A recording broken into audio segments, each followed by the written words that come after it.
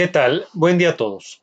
Con este video continuamos nuestras clases de este 2023 respecto a la parte de historia de México. Bueno, antes que nada desearles que hayan tenido un excelente fin de año con sus familias y que este 2023 sea un excelente año para ustedes.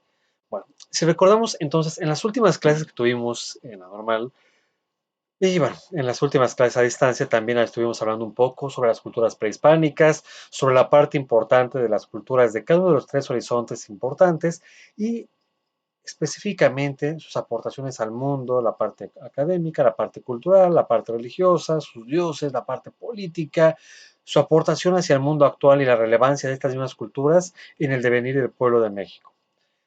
La última clase que teníamos estuvimos hablando principalmente acerca de la cultura azteca, ya habíamos hablado un poco del mito fundacional, de toda la parte geográfica, de la parte artística, de algunos detalles del lenguaje mismo, del náhuatl, y hoy nos centraremos en otros aspectos sobresalientes de la cultura azteca. Estaremos implementando los temas respecto al apartado de la organización política de la cultura azteca. Nada más para recapitular, recordaremos que estábamos hablando de la cultura azteca como la gran cultura representativa del horizonte postclásico. Es decir, esta cultura que va a tener una expansión territorial brutal dentro del mundo mesoamericano, abarcando un comercio y una influencia militarizada en varios puntos sobresalientes de lo que es México actual y parte de Centroamérica. Asimismo, con sus vínculos comerciales con otros pueblos, y la parte de conquistas, la parte de los tlatoanis, es decir, algunos aspectos sobresalientes que ya en otros momentos hemos estado hablando dentro de la parte académica. Bueno, entonces, retomando la parte de la organización política que había mencionado hace algunos instantes, hablábamos principalmente que el mundo azteca o el pueblo azteca se centraba específicamente en lo que conocemos como el concepto de la Triple Alianza. Para ustedes como maestros de historia y dentro de nuestro ámbito sociohistórico, el término triple alianza lo manejamos comúnmente en dos vertientes.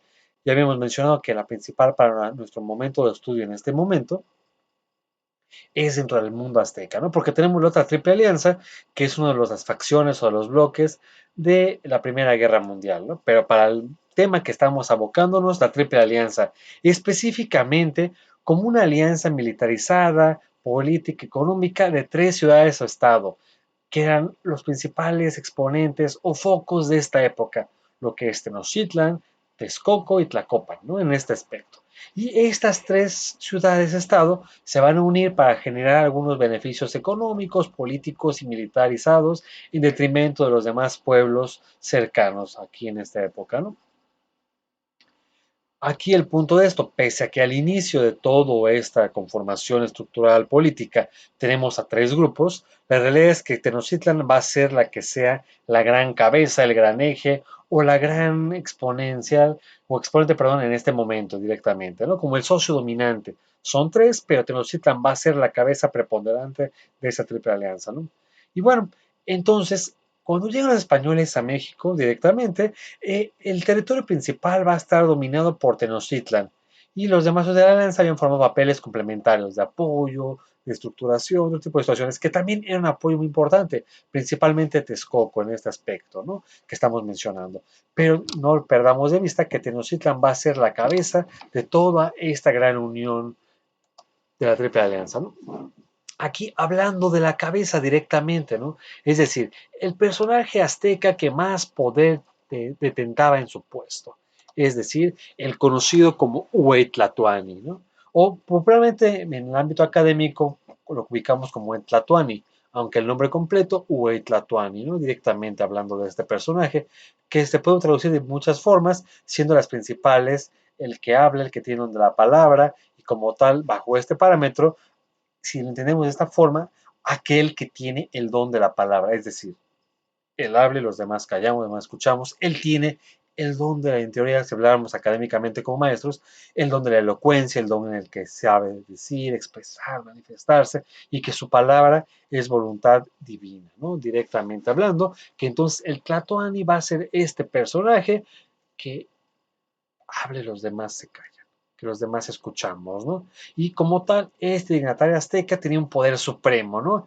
Es decir, que como tal, siendo la cabeza de esta conformación de la Triple Alianza, quiere decir que gobernaba las facultades políticas, religiosas, militares, comerciales y sociales del Imperio Azteca, es decir, un poder brutal sobre una sola persona. Si guardan proporciones directamente, hablaremos casi algo similar al absolutismo europeo que va a ser muchísimo más años posteriores, y también que en Europa en unas épocas paralelas también se empezó a manejar similar, ¿no? Pero aquí hablamos de otras características, porque también el Huaytlatoani también tenía un órgano colegiado de gobierno que apoyaba en algunas estaciones. Por eso no podemos hablar de un absolutismo pleno y puro como el europeo que llegó a darse, pero sí tenía un poder muy específico en que la figura de este personaje, el Huaytlatoani, es decir, la cabeza del imperio azteca, de este mandato, tenía las facultades políticas, religiosas, militares, comerciales y sociales del imperio azteca, es decir, en un solo personaje tenía demasiadas facultades para dirigir y para hacer en este aspecto, desde los ritos religiosos, desde la implementación de las guerras, las pacificaciones, las campañas militares, la distribución de los tributos, es decir, toda la vida del mundo azteca se detentaba directamente en este personaje, el llamado Huetlatoani, ¿no? Y bueno, aquí el punto de esto entonces, había un órgano importante llamado el Tlatocán, que era básicamente lo que podemos tener como un consejo supremo, ¿no? En este aspecto. La cabeza del Tlatoani, pero tampoco se mandaba completamente solo. Al final la voluntad principal sí era la suya, pero tenía un órgano colegiado abajo de él que ayudaba a esta parte, ¿no? Como consejeros, como esta estructura directamente, que sugería por su experiencia militar, comercial, es decir, también para pertenecer al Tlatocán era la parte más importante del mundo azteca, porque era la gente con mayor poder de la nobleza que tomaba decisiones, que hacía, deshacía. Y si recuerdan en su momento, les pedí que leyeran el libro de Azteca, de Gary Jennings, y aunque es una novela histórica, podemos encontrar algunos detalles que sí son pertinentes para ver el poder que llegaba a tentar un personaje como estos, ¿no? Y en el libro encontramos algunas referencias sobre Moctezuma, sobre Ahuitzotl, sobre Axayacatl, es decir, grandes tlatoanes que tienen una característica fundamental en el devenir azteca, ¿no? Aquí entonces este Tlatocán, y junto con el Tlatoani, era el encargado de decidir la guerra o la paz para con los demás pueblos cercanos, ¿no? Para ver si se destruían al otro pueblo o si se era absorbido para una provincia tributaria más, ¿no? En esta situación. Podemos encontrar muchas veces en algunos códices la matrícula de tributos, que era estos grandes escritos que básicamente nos hablaban sobre qué tenía que tributar cada cual pueblo conquistado al Imperio Azteca. Depende de lo que tuviera en ese momento o lo que pudiera producir. Comúnmente en muchos lugares, en este caso Cuauhnáhuac, aquí en Cuernavaca actual, pues, aportábamos algodón y otros productos, ¿no? En general. Y así cada región de lo que tuviera daba algunas cosas, ¿no? En ese momento. Y como tal, los emperadores aztecas principalmente, cuando hablamos de un mapa de crecimiento del imperio azteca durante cada mandato, ellos impulsaron el crecimiento del imperio con base a las guerras de conquistas y, como mencioné hace algunos instantes, la consiguiente imposición del pago de tributo. Aquí era lo importante, algo que comúnmente a veces distaba mucho de las guerras de Europa, ¿no? Que a veces en Europa o en Asia mismo muchas guerras, no quiere decir que todas, porque también hay excepciones muy marcadas y muy intensas, como los griegos y romanos en algunos casos, y en algunos momentos también de su misma historia, que muchas veces la guerra europea o otras latitudes se encargaba principalmente de destruir y aniquilar al pueblo derrotado o al pueblo vencido, ¿no? Que no se volvía a levantar nunca. Pero aquí, dentro del mundo, la visión azteca, encontramos que no era tanta la idea del exterminio, de la aniquilación del pueblo, sino este absorbimiento de sus características y sobre todo una imposición del pago de un tributo. Te gané y como te gané, ahora tienes que tributarme eso, tienes que estar pagando porque te vencí, ¿no? En esos tipos que hablábamos un momento de los códigos de honor, códigos de guerra, que la guerra mesoamericana era muy específica entre la guerra azteca, tenía códigos de guerra muy distintos a los de la conquista o las guerras europeas, ¿no? Aquí el punto de esto, cuando un tlatoani llegaba a fallecer, era un tanto un sistema bastante complicado, muy complejo, ¿no? Dado que, irónicamente, pese a que en muchas noblezas que conocemos europeas, el puesto siguiente, hereditario, muchas veces es por línea sanguínea, ahí directamente, Aquí no tanto, la nobleza azteca era la encargada comúnmente de elegir al siguiente Huaytlatoani, que en algunos casos casi siempre terminó cayendo en algún familiar directo del Tlatoani anterior. No necesariamente, ¿no? Podemos checar el árbol genealógico de los emperadores aztecas, de los Tlatoanis, y podemos darnos una idea de cómo estaban emparentados muchas veces. Pero no se manejaba la línea sucesoria directa de padres a hijos, ¿no? Aquí sí había una variante directamente de esto. Y aquí Tlatocan, este consejo, pues justamente, ¿no? Aportaba en esta situación, hacer cosas distintas y de buscar, en teoría, al mejor candidato idóneo para que fuera quien sucediera al trono, ¿no? En este momento. Y bueno, siguiendo hablando en esta idea del Tlatocán, era un consejo supremo donde acudían jefes de las ciudades aztecas, es decir, los principales dirigentes de cada ciudad azteca que teníamos acá, ¿no? Ya sea gente de la nobleza, eminentes generales, gente que había hecho mucho en las batallas, en las guerras, que tenía la autoridad moral y militar para poder aportar ahí. O sea, no era cualquier personaje, ¿no? En general. Los representantes de los calpullis o barrios también se hacían ahí, ¿no? O sea, como el representante de todo el poblado de la colonia del barrio. Y también, o sea, no nada más era para dirigir, escoger en este caso al Tlatoani, también podemos escoger algún funcionario del gobierno, altos funcionarios y todos los nobleza, en este caso los pipilsin o acciones de gobierno, pertenecían a la burocracia azteca. O sea, era un sistema bastante complejo que el mundo azteca tenía, no era una cosa banal o frívola, ¿no? En este aspecto como los europeos llegan a pensar que era una bola de salvajes, cuando realmente no. Había una organización política, económica, militar, cultural, en los mercados, en cualquier parte del mundo azteca, una parte muy intensa, ¿no? En este aspecto, una organización complicada, compleja, muy organizada, muy estructurada, muy formal, para llevar a cabo algunas situaciones de esta índole, ¿no? En general. Y pues bueno, aquí había algunos personajes muy importantes dentro del mundo azteca, ¿no? El Cihuacóatl, o muchas veces llamada también como que la mujer serpiente, la dama serpiente en este aspecto, ¿no? Era, por así decirlo, como que un ayudante de confianza en las labores del gobierno, por así decirlo, hablando de una mano derecha, de un secretario de gobierno, si lo contrastáramos con un mundo actual, ¿no? Aquí era el gobierno, es el que quedaba en el puesto cuando el Tlatoani decidía ir a la guerra. Por mientras era quien cuidaba el puesto, quien daba organización, estructuración. Es decir, el ser el Cihuacóatl no era cualquier personaje. Y si ustedes volvemos a lo mismo, al leer el libro de Azteca, aparece en algunas ocasiones mencionar el Cihuacóatl varias veces ahí, ¿no?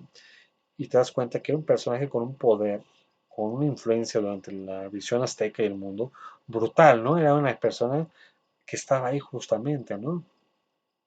Y básicamente la principal función del Cihuacóatl era ser la cabeza de este Consejo Supremo o el Tlatocan, ¿no?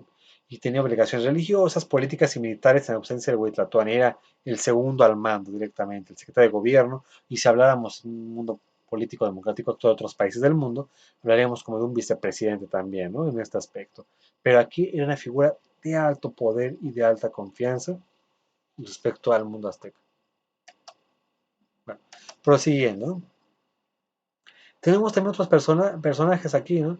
Los tlatoques también, que después del Cihuacóatl eran gente importante, que vendrían siendo como que estos gobernadores de las provincias, ¿no? Es decir, porque si hablamos de esto, que en la época que estamos aztecas, 1519, 1521, que llegaron los españoles y la conquista, el imperio azteca llegó a crecer muchísimo. Recordemos que esa presencia inclusive casi cercana a Centroamérica, a partes del occidente, partes del Golfo, partes de la región de Oaxaca, el altiplano central, es decir, y por más, aunque Tlatoani sea la cabeza de todo esto, la realidad es que es muy complicado que él pudiera decidir completamente todo. Tenía que tener gente de su confianza, como si lo contrastáramos con un sistema político actual. Tenemos un presidente, tenemos gobernadores que se hacen cargo de las distintas regiones o provincias, según fuese la época histórica, ¿no?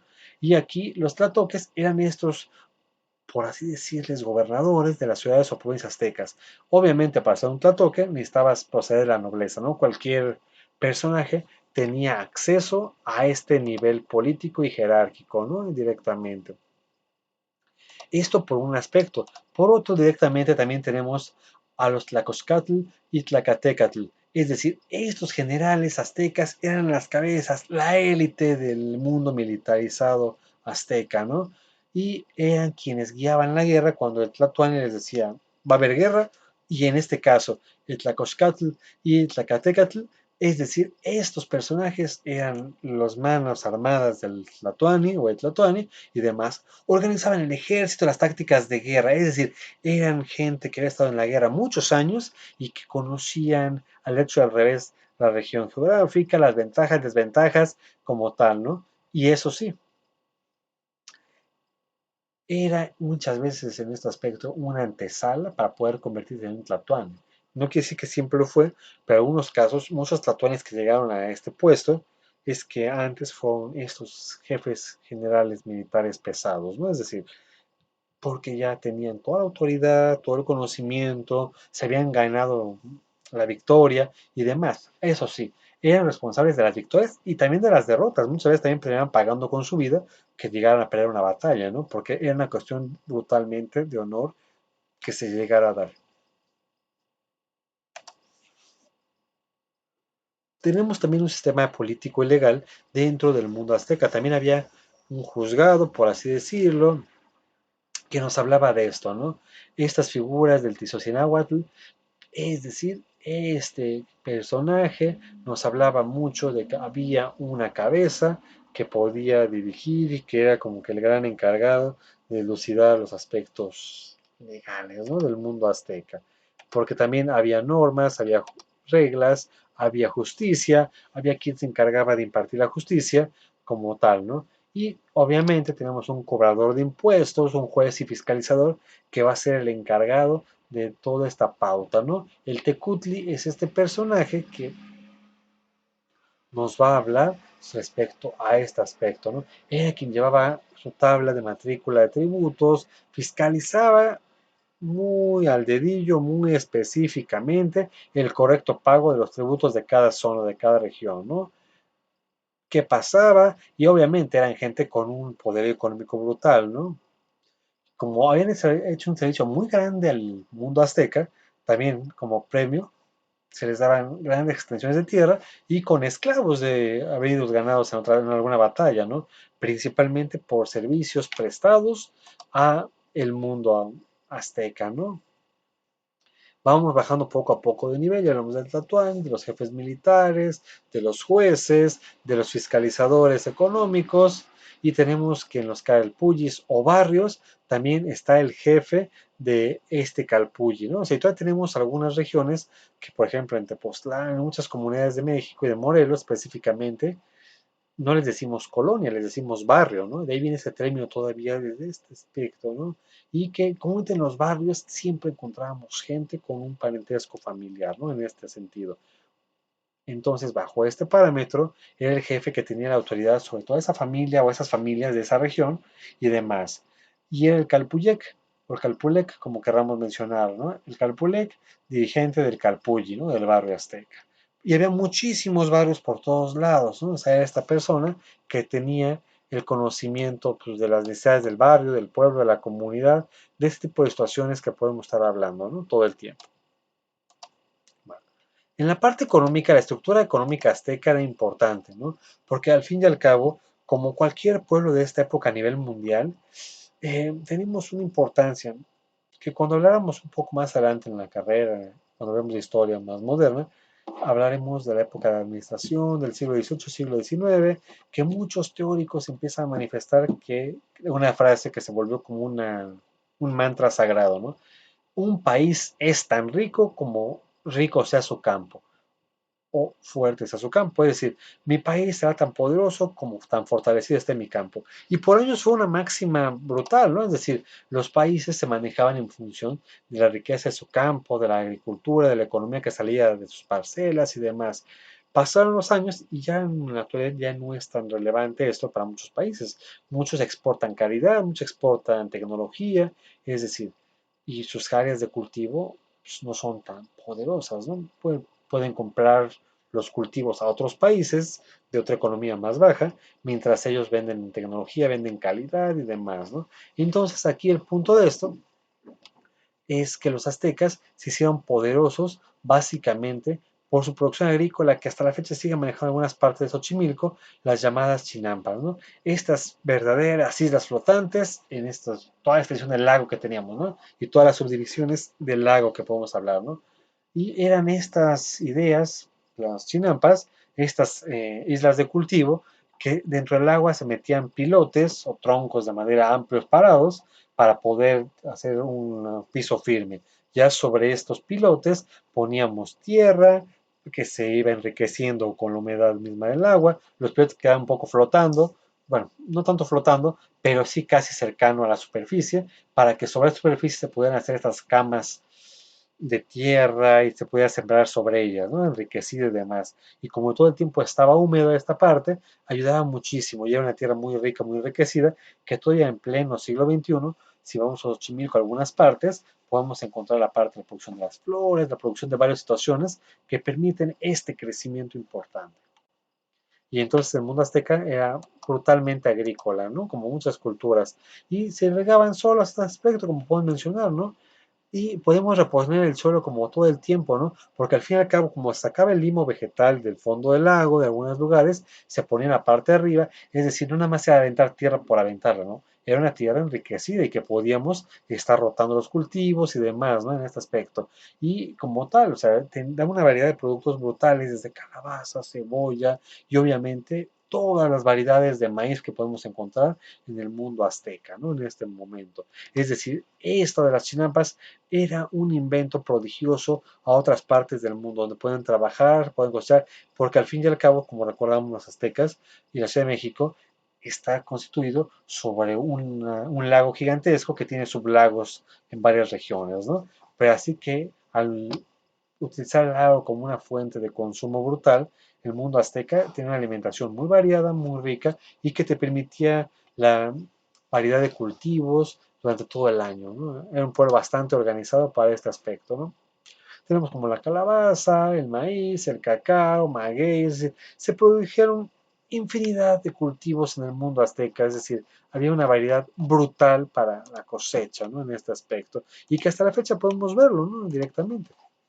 Bueno, ya para ir casi terminando este pequeño video corto de la clase, podemos hablar un poco también de lo que mencionamos en otro momento de clase, ¿no? Lo que es las relaciones comerciales del mundo azteca, ¿no? Y que aquí el punto importante, el comercio azteca, como ya ubicamos muchas veces en clase, tiene una característica importante, lo que es el trueque, ¿no? Es decir, este intercambio de un producto por otro, que cada bando, que cada comerciante le da un valor determinado y que considera que equivaldría a su similar al producto del otro, ¿no? Una calabaza por una mazorca de maíz o dos mazorcas de maíz por un tanto de frijol. Es decir, el trueque era variable, ¿no? Según la época, según la producción, y para nosotros actualmente sería un poco difícil decidir a cuántas mazorcas de maíz equivaldrían tantas calabazas o tantas cebollas, ¿no? Pero en ese momento había tablas, había manejo de estructuración y demás, ¿no?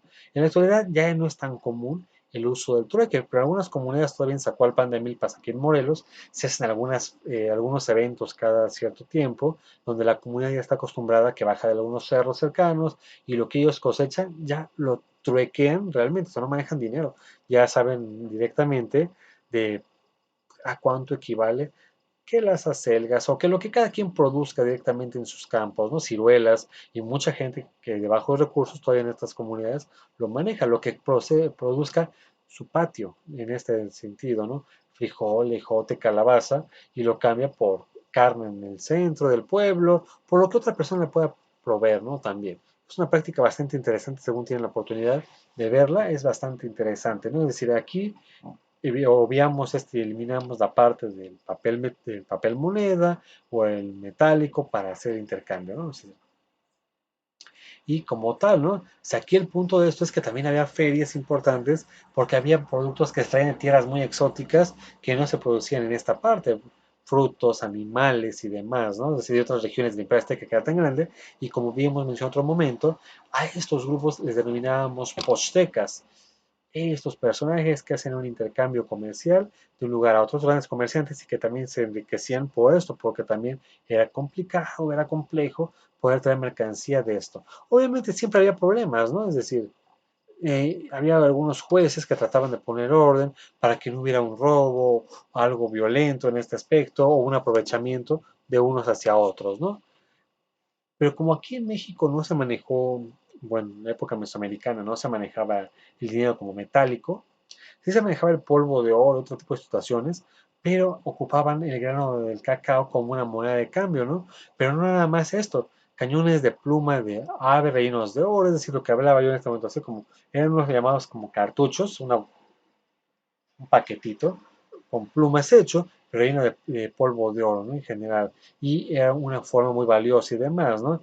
Y se los llevaban, lo intercambiaban, lo escondían para que no los robaran y demás. Se también valió mucho el arte plumario, las plumas de animales como traía. El arte plumario era algo fantástico, que era muy valioso y también el oro era valioso, pero no tanto como la visión del europeo. Aquí se ocupó más como figuras de ornato y demás, pecheras, orejeras, narigueras, otro tipo de situaciones, ¿no? Pectorales y demás, ¿no? Y trataba de que esos jueces buscaran que el intercambio comercial fuese lo más equitativo, que no se viera un robo, ¿no? En general. Y podemos hablar entonces del mercado, en este caso de Tlatelolco, aquí un mercado que era gigantesco y que los aztecas llegaban a sus puestos, como los tianguis actualmente que vemos en muchas comunidades todavía rurales, ¿no? Donde se pone un petate, esta tipo tela, fibra y demás, y donde tú te sentabas o te parabas y exponías tus productos ahí directamente, ¿no? En este aspecto, para que todos puedan llegar, ver, cambiar, comerciar, comprar, según la necesidad imperante del momento de cada quien, ¿no?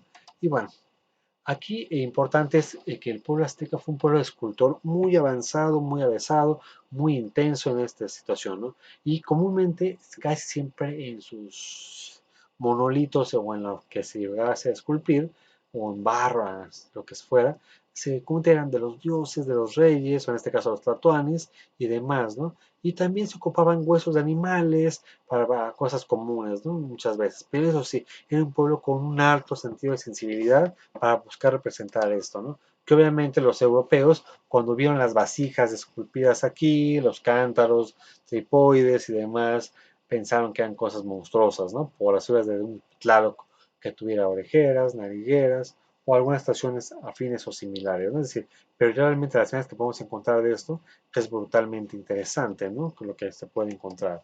Bueno, entonces, para ir finiquitando esta pauta de video, aquí principalmente entonces recordar y hacer énfasis la importancia del mundo azteca hacia las demás culturas, hacia la influencia que va a tener hasta nuestro lenguaje actualmente el náhuatl. Es decir, no nos podemos desafanar de la visión europea, pero tampoco de la azteca. O sea, somos una idea sincrética, un resultado sincrético de muchas culturas. Tenemos en la actualidad influencia judía, influencia musulmana, influencia de corte arabesco, que hay en este aspecto, de lejano oriente, de afrodescendientes, es decir, el mexicano actual somos un collage brutal de todas las culturas casi de la época, ¿no?